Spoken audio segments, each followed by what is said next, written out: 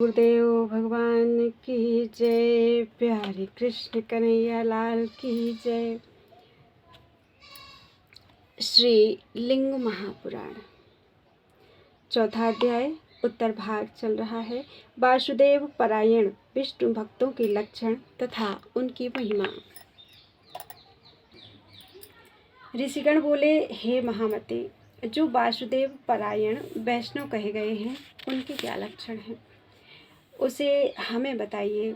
हे सूत जी, हे सर्व तत्वज्ञ भगवान भूत भावन उन्हें कौन सी गति प्रदान करते हैं, यह सब हमसे कहिए। सूत जी बोले, आप लोगों ने आज मुझसे जो पूछा है वही बात पूर्व काल में अम्बरीश जी ने श्री मार्कंडेय मुनि से पूछी थी। उस समय उन्होंने जो कहा था उसे मैं यथार्थ रूप से आप लोगों को बता रहा हूँ। मार्कंडेय जी बोले, हे राजन, आप मुझसे जो पूछ रहे हैं उसे ध्यानपूर्वक सुनिए। जहाँ विष्णु भक्त रहता है वहीं पर नारायण विराजमान रहते हैं, जिनके लिए सर्वत्र विष्णु ही देवता कहे गए हैं।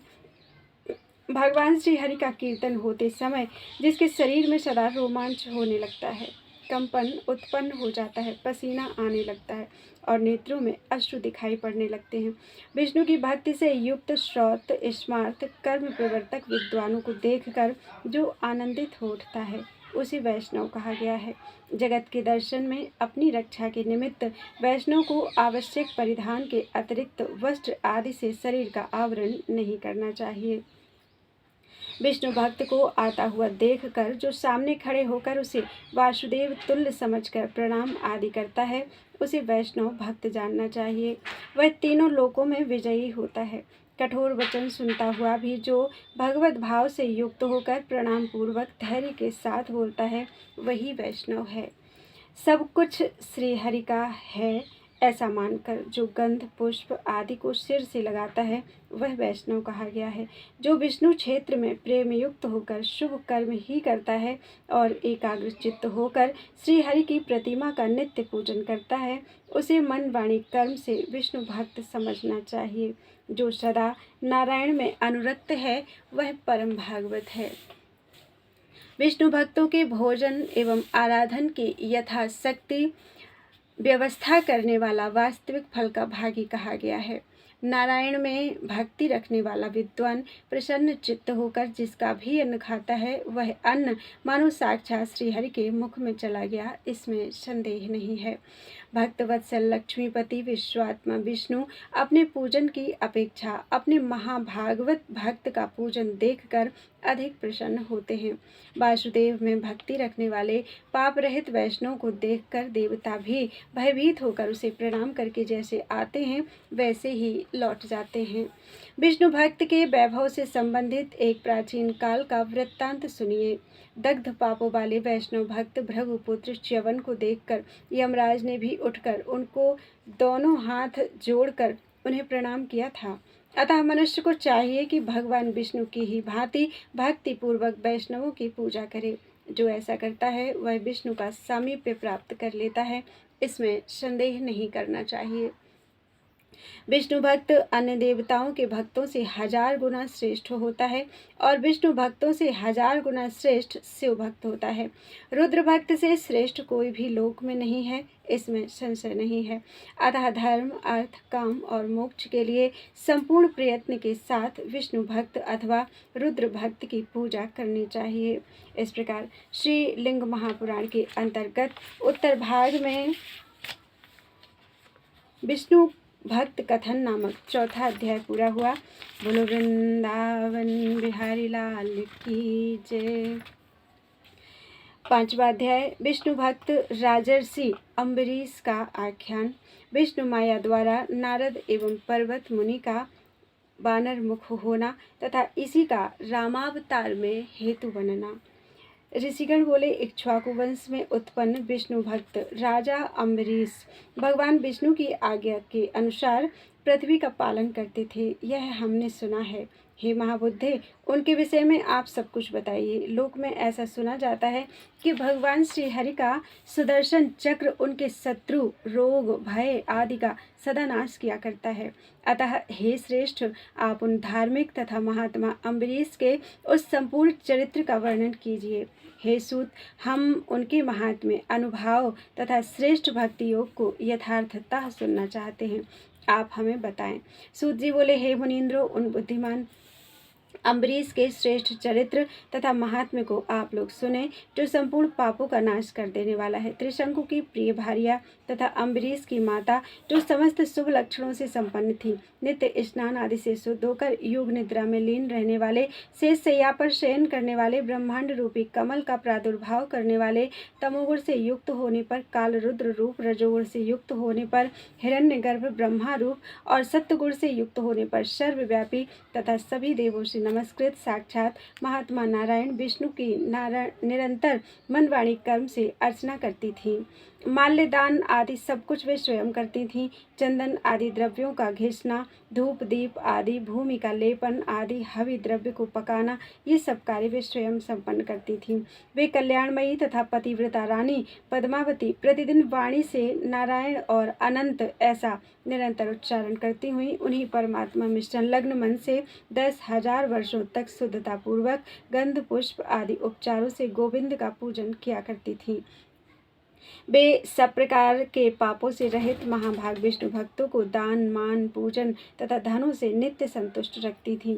तदनंतर किसी समय वे महाभागा देवी द्वादशी का व्रत करके पति के साथ भगवान श्री हरि के विग्रह के सम्मुख सो गईं। वहां पर स्वप्न में पुरुषोत्तम नारायण ने उनसे कहा, हे भद्रे, क्या चाहती हो?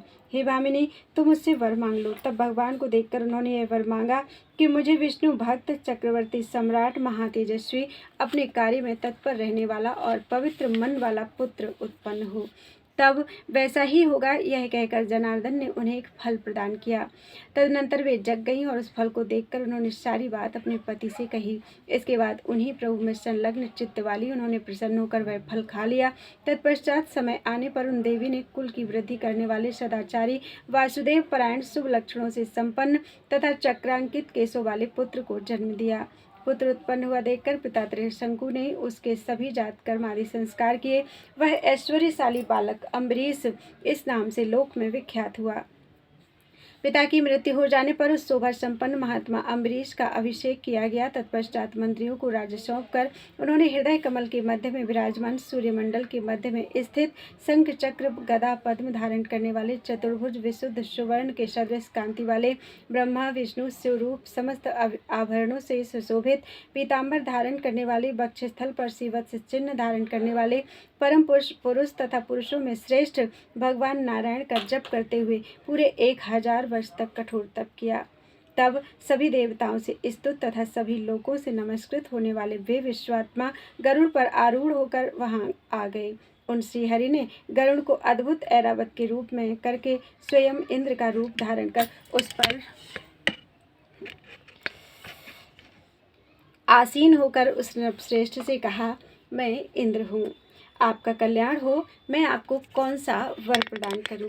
सभी लोगों का ईश्वर, मैं आपकी रक्षा करने के लिए आपके पास आया हूं। अम्बरीश जी बोले, आपको उद्देश्य करके मैंने यह तप नहीं किया है। हे शक्र, आपके द्वारा प्रदत्त वर मैं नहीं चाहता, अतः आप सुखपूर्वक लौट जाइए। मेरे स्वामी तो नारायण हैं, मैं उन्हीं जगतपति को नमस्कार करता हूँ। हे इंद्र, आप चले जाइए, मेरी बुद्धि को भ्रमित मत कीजिए। तब इंद्र रूपधारी भगवान विष्णु ने हंसकर अपना रूप प्रकट कर दिया। वे सर्वात्मा जनार्दन हाथ में सारंग नामक धनुष, चक्र, गदा, खड्ग लिए हुए थे। गरुड़ पर आरूढ़ थे और दूसरे नील पर्वत की भांति सुशोभित हो रहे थे। देवताओं तथा गंधर्वों के समूह सभी ओर से उनकी स्तुति कर रहे थे। तब प्रसन्नता को प्राप्त वे अम्बरीश जी उन गरुड़ ध्वज को प्रणाम करके उनकी स्तुति करने लगे। हे लोकनाथ, हे ईश, हे मेरे नाथ, हे जनार्दन, हे कृष्ण, हे विष्णु, हे जगन्नाथ, हे सर्वलोक नमस्कृत, मुझ पर प्रसन्न होइए। आप आदि हैं और आदि रहित भी हैं। आप अनंत परम पुरुष, प्रभुता संपन्न, अपरिमित, सर्वोपरि, विष्णु, गोविंद, कमल के समान नेत्रों वाले, महेश्वर के अंग से आविर्भूत, नाभि से कमल की उत्पत्ति करने वाले, हृदयाकाश में योगियों के द्वारा प्राप्त होने वाले खग रूप, कव्यवाह तथा भैरव रूप हैं। आप हव्यवाह, प्रभंजन, आदिदेव, क्रियानंद, परमात्मा तथा स्वयं में स्थित हैं। हे गोविंद, मैं आपके शरणागत हूँ। हे देवकी नंदन, आपकी जय हो। हे देव, हे जगन्नाथ, आपकी जय हो। हे कमल नयन, मेरी रक्षा कीजिए। आपके अतिरिक्त मेरी दूसरी गति नहीं है। आप ही मेरे शरणदाता हैं। सूत जी बोले, भगवान विष्णु ने उनसे कहा, आपके मन में कौन सी अभिलाषा है, वह सब मैं आपको दूंगा। हे सुब्रत, आप मेरे भक्त हैं, मुझे भक्ति प्रिय है, अतः आपको वर प्रदान करने के लिए मैं यहाँ आया हूँ। अम्बरीश जी बोले, हे लोकनाथ, हे परानंद, मेरी सदा यही अभिलाषा रहती है कि मैं मन, वाणी तथा कर्म से नित्य वासुदेव में लीन रहूँ। हे विष्णु, हे देव, हे जनार्दन, जैसे आप देवाधिदेव परमात्मा शिव के भक्त हैं, वैसे ही मैं आपका भक्त हो जाऊं। मैं संपूर्ण जगत को विष्णु भक्त बनाकर पृथ्वी का पालन करूंगा। यज्ञ, हवन, अर्चन आदि के द्वारा श्रेष्ठ देवताओं को तृप्त करूंगा। वैष्णव जनों का पालन पोषण करूंगा और शत्रुओं का संहार करूंगा। प्राणियों को संताप देने से मैं भयभीत रहूं। मेरी मति ऐसी भावना को धारण करे। श्री भगवान बोले, जैसी आपकी इच्छा है वैसा ही होगा। प्राचीन काल में मैंने भगवान रुद्र की कृपा से यह दुर्लभ सुदर्शन चक्र प्राप्त किया है। यह आपके ऋषि शाप, दुख, शत्रु, रोग आदि का सदा नाश करेगा। ऐसा कहकर वे अंतर्धान हो गए। सूत जी बोले, तदनंतर भगवान नारायण को प्रणाम करके आनंद से युक्त राजा अम्बरीश जी रब में अयोध्या नगरी में प्रवेश करके प्रजा पालन करने लगे। नारायण में तत्पर रहने वाले उन राजा ने ब्राह्मण आदि वर्णों को अपने अपने कर्म में लगाया। वे राजा अम्बरीश जी प्रसन्न चित्त होकर विशेष रूप से निष्पाप विष्णु भक्तों का पालन करने लगे। 100 अश्वमेध यज्ञ तथा 100 वाजपेयी यज्ञ करके वे सागर पर्यंत इस पृथ्वी का पालन करने में तत्पर हो गए। उन नृपश्रेष्ठ के राज्य शासन करते रहने पर घर घर में विष्णु का विग्रह स्थापित किया गया। घर घर में वेद ध्वनि, विष्णु के नाम का घोष और यज्ञ घोष होने लगा। भूमि फसल रहित, तृणविहीन और दुर्भिक्ष आदि से युक्त नहीं रह गई। संपूर्ण प्रजाएं नित्य रोग तथा सभी प्रकार के विघ्नों से रहित हो गईं। इस प्रकार महातेजस्वी अम्बरीश जी पृथ्वी का पालन करते थे। इस प्रकार राज्य करते हुए उन राजा के यहाँ कमल के समान नेत्रों वाली तथा सभी शुभ लक्षणों से संपन्न एक कन्या उत्पन्न हुई, जो श्रीमती नाम से विख्यात हुई। देवकन्या के समान सुंदर वह श्रीमती कुछ दिनों में कन्यादान के योग्य हो गई। उस समय राजा अम्बरीश के यहाँ श्रीमान नारद मुनि तथा महामती पर्वत ये दोनों आए। उन दोनों ऋषियों को आया हुआ देखकर उन्हें प्रणाम करके महातेजस्वी अम्बरीश जी ने विधि पूर्वक उनका पूजन सत्कार किया। मेघ में विद्युत के समान प्रतीत होने वाली उस कन्या को क्रीड़ा करती हुई देखकर भगवान नारद ने मुस्कुराकर राजा से कहा, हे राजन, महाभाग्यशालिनी देवकन्या के सदृश तथा सभी शुभ लक्षणों से संपन्न यह बाला कौन है? हे धर्मधारियों में श्रेष्ठ, यह बताइए। राजा बोले, हे विभो, यह मेरी पुत्री है, जो श्रीमती नाम से प्रसिद्ध है। यह विवाह काल को प्राप्त हो चुकी है, अतः यह सौभाग्यशालिनी वर का अन्वेषण कर रही है। हे ऋषियों, राजा के ऐसा कहने पर मुनिश्रेष्ठ नारद उसे प्राप्त करने की इच्छा करने लगे और हे श्रेष्ठियों, इसी तरह पर्वत मुनि भी उसे पाने की प्रबल कामना करने लगे। राजा की अनुमति प्राप्त कर धर्मात्मा नारद ने उन्हें एकांत में बुलाकर यह बात कही, अपनी इस पुत्री को मुझे दे दीजिए। पर्वत मुनि ने भी राजा से एकांत में वैसा ही कहा। तब भय से व्याकुल राजा ने उन दोनों को एक साथ प्रणाम करके कहा, आप दोनों ही मेरी कन्या की याचना कर रहे हैं, ऐसी स्थिति में मैं क्या करूं? हे महाप्राज्ञ, हे नारद, आप मेरी बात सुने, और हे पर्वत, हे प्रभु, आप भी मेरा वचन सुने। जिसे मैं कह रहा हूँ, मेरी यह सौभाग्यवती पुत्री आप दोनों में से जिस एक का वरण कर लेगी, उसे मैं अपनी कन्या दे दूंगा। इसके अतिरिक्त मेरा सामर्थ्य नहीं है। वैसा ही हो। यह कहने के बाद हम दोनों कल पुनः आएंगे। यह कहकर निरंतर भगवान विष्णु में अनुरक्त रहने वाले तथा ज्ञानियों में अग्रणी वे दोनों मुनि श्रेष्ठ प्रसन्न चित्त होकर वहां से चले गए। तत्पश्चात मुनिश्रेष्ठ नारद ने विष्णु लोक में पहुंचकर भगवान ऋषिकेश को प्रणाम करके यह वचन कहा, हे भगवान, हे नाथ, हे नारायण, हे प्रभु, आपको कुछ सुनना है? इसे मैं आपको एकांत में बताऊंगा। हे भुवनेश्वर, आपको नमस्कार है। तदनंतर परमात्मा गोविंद सभी लोगों को वहां से हटाकर हंस करके उन मुनि से बोले, कहिए। तब मुनि ने केशव से कहा, मेरी बात सुनिए। श्रीमान राजा अम्बरीश आपके भक्त हैं। श्रीमती नाम से विख्यात उनकी विशाल नेत्र वाली पुत्री है। मैं उससे विवाह करने का इच्छुक हूँ। मैं वहाँ गया था। मेरा वचन सुनिए। आपके भक्त तपोनिधि श्रीमान ये जो पर्वत मुनि हैं, वे भी उसे चाहते हैं। हे भगवान, महातेजस्वी राजा अम्बरीश ने हम दोनों से कहा कि यह कन्या आप दोनों में से जिस सौंदर्य संपन्न का पति रूप में वरण करेगी, उसे मैं कन्या अर्पण कर दूंगा। जब राजा ने हम दोनों से ऐसा कहा तब ठीक है हे राजन, मैं आपके घर कल प्रातःकाल आऊँगा। ऐसा कहकर मैं यहाँ आ गया। हे जगन्नाथ, अब मैं आपके पास आ गया हूँ। आप मेरा प्रिय कार्य कर दें। हे जगन्नाथ, यदि आप मेरा प्रिय करना चाहते हैं तो जिस भी प्रकार से पर्वत का मुख वानर के मुख के समान हो जाए वैसा आप कर दें। तब मुस्कुराकर भगवान मधुसूदन ने ठीक है ऐसा कहकर मुनि नारद से कहा, हे सौम्य, आपने जो कहा है उसे मैं करूँगा। अब आप जैसे आए थे वैसे ही चले जाइए। भगवान के ऐसा कहने पर वे मुनि प्रसन्नतापूर्वक जनार्दन को प्रणाम करके अपने को धन्य मानते हुए वहां से अयोध्या चले गए। तत्पश्चात उन मुनि श्रेष्ठ के चले जाने पर महामुनि पर्वत ने भी वहां पहुंचकर भगवान माधव को प्रणाम करके उन राजा अम्बरीश का सारा वृत्तांत उनके सम्मुख एकांत में कहकर उनसे प्रसन्नता पूर्वक कहा, हे जगतपते, नारद का मुख लंगूर के मुख की भांति लगने लगे वैसा आप कर दें। यह सुनकर भगवान विष्णु ने कहा, आपके द्वारा कही गई बात मैं अवश्य करूँगा। अब आप शीघ्र ही अयोध्या जाइए, किंतु आपके साथ मेरे इस वार्तालाप के विषय में नारद से वहाँ मत कहिएगा। तब ठीक है ऐसा कहकर वे पर्वत मुनि चले गए। तदनंतर राजा ने उन दोनों मुनिवरों को आया हुआ जानकर अनेक प्रकार के मांगलिक पदार्थों, पुष्पों तथा लाजा लावा आदि के द्वारा एवं ध्वजा तोरण आदि लगवाकर चारों ओर से संपूर्ण अयोध्या को सजाया। भवनों के द्वारों को जल से सिक्त करके बाजारों तथा मार्गों पर जल का छिड़काव कराकर नगरी को दिव्य गंध रस आदि से युक्त तथा सुगंधित धूपों से धूपित करके राजा ने संपूर्ण अयोध्या को मंडित किया। तदनंतर राजा ने उस स्वयंवर सभा को विविध प्रकार के दिव्य गंधों, धूपों तथा रत्नों से अलंकृत मणि निर्मित स्तंभों तथा अनेक विध मालाओं से सुशोभित एवं बहुमूल्य आस्तरणों से युक्त दिव्य सिंहासनों से आवृत करने के पश्चात सभी प्रकार के आभरणों से सुसज्जित लक्ष्मी के समान विशाल नेत्रों वाली, कृशोदरी, हाथ आदि 5 अंगों में कोमलता धारण करने वाली, मनोहर मुखमंडल वाली और अनेक स्त्रियों से घिरी तथा संस्कृत सहारा देकर ले जाई जाती हुई कन्या श्रीमती को साथ में लेकर उस सभा में प्रवेश किया।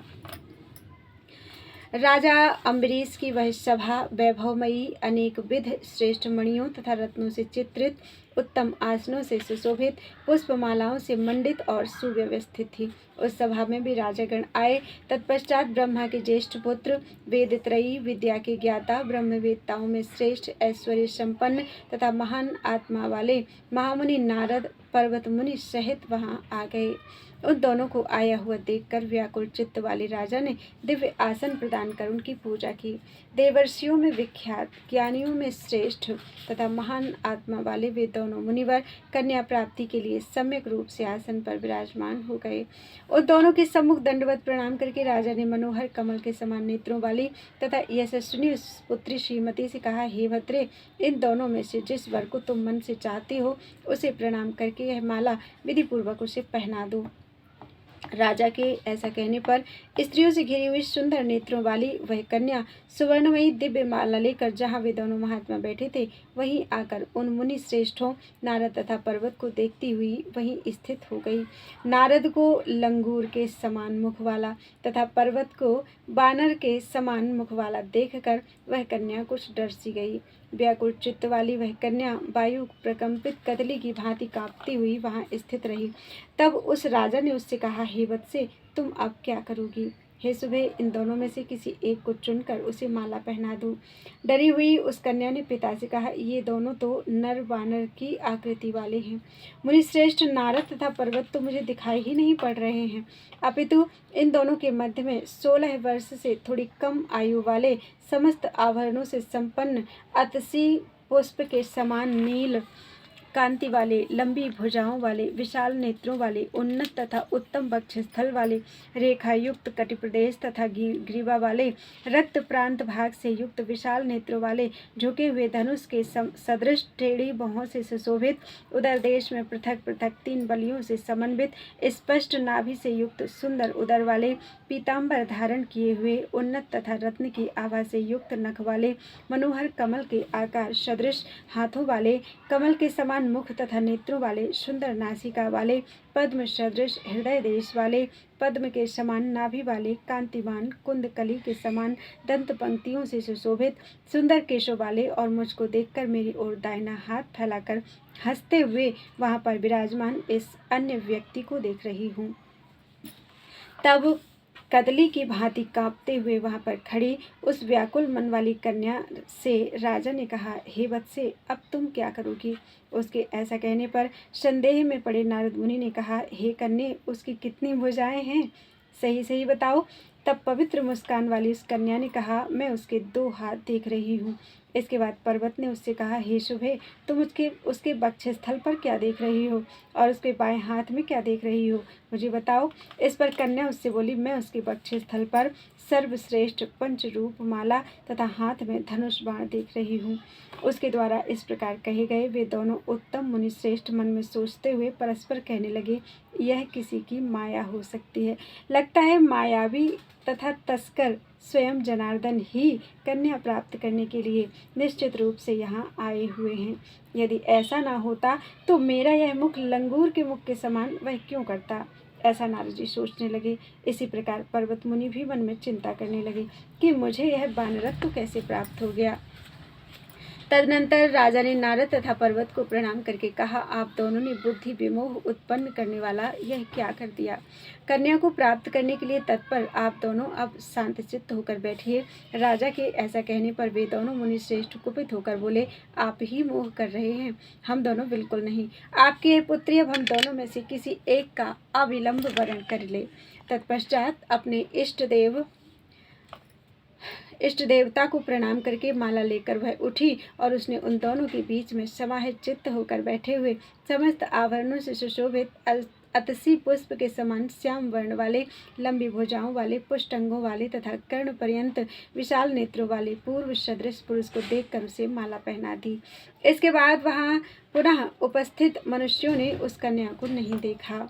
तब वे दोनों मुनि आश्चर्यचकित हो गए कि यह क्या हुआ। इसके बाद वहां लोगों के बीच यह ध्वनि होने लगी कि उसे लेकर पुरुषोत्तम श्री विष्णु जी अपने लोक को चले गए। पूर्व जन्म में उस सुंदर युवती ने उन भगवान के लिए निरंतर तप करके इस जन्म में श्रीमती नाम वाली कन्या के रूप में जन्म लिया और फिर वह विष्णु जी को प्राप्त हुई। तत्पश्चात उस श्रीमती के द्वारा तिरस्कृत किए गए वे दोनों मुनिश्रेष्ठ वासुदेव श्री विष्णु के प्रति अत्यंत दुखित होकर उन श्रीहरि के भवन पहुँचे। उन दोनों को आया हुआ देखकर भगवान श्रीहरि ने श्रीमती से कहा कि मुनिश्रेष्ठ नारद तथा पर्वत आए हैं, अतः तुम अपने को यहाँ छिपा लो। इस पर ठीक है, ऐसा कहकर उस देवी ने हंसते हुए वैसा कर दिया। तब सम्मुख दंडवत प्रणाम करके नारद ने दामोदर श्रीहरि से कहा, आपने मेरा तथा पर्वत का प्रिय कार्य तो आज कर दिया। हे गोविंद, हे सुरश्रेष्ठ, अपनी बुद्धि से हम दोनों को धोखा देकर तथा विमोहित करके स्वयं आपने ही उस कन्या का हरण कर लिया है। उनके ऐसा कहने पर परम पुरुष अच्युत भगवान विष्णु ने दोनों हाथों से अपने कान बंद करके कहा, आप दोनों यह क्या कह दिया? आप दोनों ने, अहो, यह तो वासनामय भाव है, जबकि आप लोग मुनि वृत्ति वाले हैं। भगवान के द्वारा इस प्रकार कहे गए उन नारद मुनि ने वासुदेव से उनके कर्णमूल में कहा, आपने मेरा मुख लंगूर के मुख के समान क्यों कर दिया? तब भगवान उनके कर्णमूल में बोले, हे विद्वान, मैंने ही पर्वत का मुख वानर जैसा और आपका मुख लंगूर जैसा कर दिया था। यह सब मैंने आपके हित के लिए ही किया था, इसके विपरीत नहीं। पर्वत ने भी वही पूछा। तब उन विष्णु जी ने उनसे भी वैसा ही कहा। इसके बाद भगवान दामोदर श्रवण कर रहे उन दोनों के समक्ष यह वचन बोले, मैं शपथ पूर्वक कहता हूँ कि मैंने आप दोनों का हित ही किया है। तत्पश्चात धर्मात्मा नारद ने कहा, हम दोनों के मध्य में स्थित वह कौन धनुर्धारी पुरुष था जो उस कन्या का हरण करके चला गया था? यह सुनकर वासुदेव ने उन मुनिवरों से कहा, बहुत से श्रेष्ठ महात्मा लोग भी मायावी हैं। वहाँ निश्चित ही श्रीमती ने आप दोनों ऋषि सत्तमों को देखकर ही अन्य का वरण किया होगा। मैं हाथ में चक्र धारण किए 4 भुजाओं से युक्त होकर स्थित रहता हूँ। यह तो आप दोनों को विदित ही है। मैंने उसे प्राप्त करने की इच्छा नहीं की है।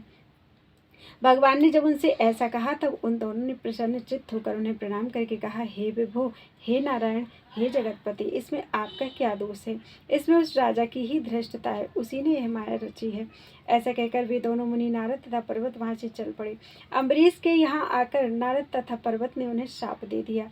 हम दोनों आए थे, फिर भी उसके बाद में किसी अन्य को बुलाकर आपने माया रचकर उसे अपनी कन्या दे दी है। अतः तमोगुण आपको आक्रांत कर लेगा। इसके परिणाम स्वरूप आप अपनी आत्मा को यथार्थ रूप में बिल्कुल नहीं जान पाएंगे। मुनियों के द्वारा यह शाप दे दिए जाने पर एक अंधकार पुंज उत्पन्न हुआ और राजा की ओर बढ़ा। तब उसी क्षण भगवान विष्णु का चक्र प्रकट हो गया।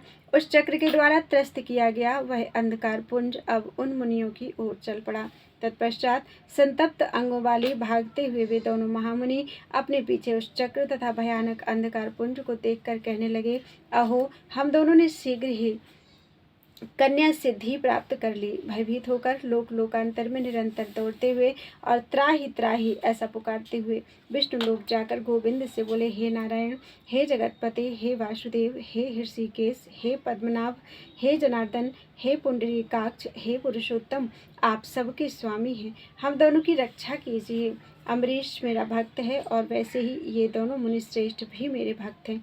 अतः इस अम्बरीश का तथा इन दोनों मुनियों का इस समय मुझे हित करना चाहिए। यह सोच करके भक्तों पर कृपा करने की अभिलाषा से ऐश्वर्य संपन्न वक्षस्थल पर श्रीवत्स चिन्ह धारण करने वाले नारायण श्री हरि भगवान विष्णु ने चक्र तथा तमो राशि का निवारण करके उस अंधकार को बुलाकर वाणी से उसे प्रसन्न करते हुए बोले, मेरी यह बात सुनो। यह ऋषि का शाप नहीं था, अपितु मेरा वरदान ही था, जिसे राजा की रक्षा के लिए मैंने उन्हें प्रदान किया था। इसके विपरीत और कुछ भी नहीं है। इन राजा अम्बरीश के पुत्र के नाती के पुत्र महायशस्वी तथा ऐश्वर्यशाली दशरथ नामक धर्मात्मा राजा होंगे। मैं उन्हीं के राम नामक ज्येष्ठ पुत्र के रूप में अवतीर्ण होऊंगा। मेरा दाहिना हाथ उस समय भरत नाम से और बायां हाथ शत्रुघ्न नाम से प्रकट होंगे और ये शेषनाग लक्ष्मण के रूप में प्रसिद्ध होंगे।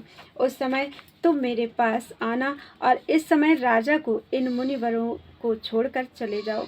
उन माधव ने उस अंधकार से ऐसा कहा। भगवान के ऐसा कहने पर वह अंधकार उसी क्षण नष्ट हो गया और निवारित किया गया। वह विष्णु चक्र पूर्व की भांति व्यवस्थित हो गया। वे मुनिश्रेष्ठ भय से मुक्त हो गए और जनार्दन को प्रणाम करके वहां से निकल गए। शोक संतप्त वे दोनों मुनि आपस में कहने लगे कि आज से मृत्यु पर्यंत हम दोनों कन्या परिग्रह अर्थात विवाह नहीं करेंगे। ऐसा कहकर और प्रतिज्ञा करके वे दोनों ऋषि पूर्व की भांति योग ध्यान परायण तथा शुद्ध विचार वाले हो गए। राजा अम्बरीश भी भली भांति पृथ्वी का पालन करके अपने सेवकों तथा बंधु बांधवों सहित विष्णु लोक चले गए। भगवान विष्णु जी भी अम्बरीश के मान के लिए तथा दोनों मुनिश्रेष्ठों के वचन की रक्षा के लिए दशरथ पुत्र राम हुए और वे प्रभु अपने स्वरूप को नहीं जान सके। उन श्रीहरि को देखकर सभी मुनिगण भृगु आदि मुनिश्रेष्ठ यह कहने लगे कि विद्वानों को माया नहीं रचनी चाहिए। नारद तथा पर्वत भी अपने द्वारा किए गए मूर्खतापूर्ण कार्य को दीर्घ काल तक सोचकर तथा विष्णु की माया की निंदा करके रुद्र भक्त हो गए। हे मुनियों, मैंने अम्बरीश का महात्म्य तथा श्रीहरि का मायावी होना यह सब आप लोगों को बता दिया। जो मनुष्य इसे पढ़ता है, सुनता है अथवा दूसरों को सुनाता है, वह विशुद्ध आत्मा वाला होकर माया का त्याग करके रुद्रलोक को प्राप्त होता है। जो वेदों के द्वारा कहे गए इस परम पवित्र तथा पुण्यप्रद आख्यान का प्रतिदिन प्रातः तथा सायं पाठ करता है, वह विष्णु सायुज्य प्राप्त करता है।